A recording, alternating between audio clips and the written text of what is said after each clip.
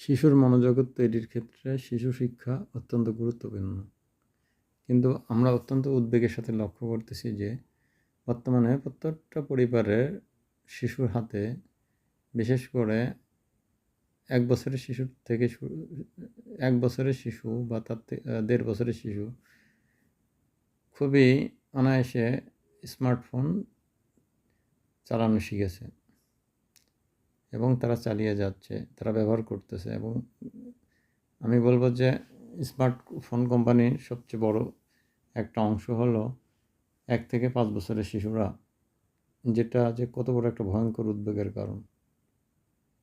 কারণ এই শিশুগুলো যেখানে তার মনের শেপিং বা মনের গঠন হওয়ার কথা, সে তার মনের গঠনটা তৈরি করতেছে বিভিন্ন ধরনের কাল্পনিক গল্প, ভিডিও, বিভিন্ন ধরনের চ্যানেল থেকে বিভিন্ন ধরনের তারা লার্নিংগুলো গ্রহণ করতেছে, বিনোদনগুলো গ্রহণ করতেছে এবং এটাই তার পার্মানেন্ট মেমোরি সেলে স্থায়ী হচ্ছে।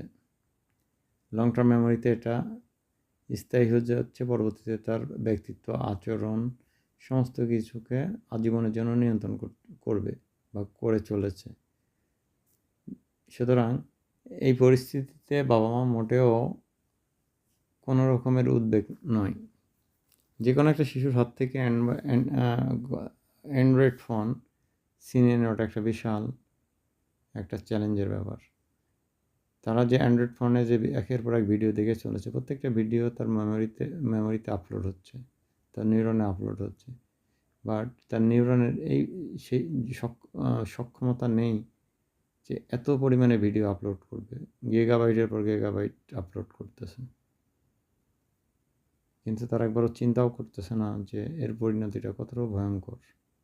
একটা শিশুর স্বাভাবিক রিজনিং পাওয়ার বা তার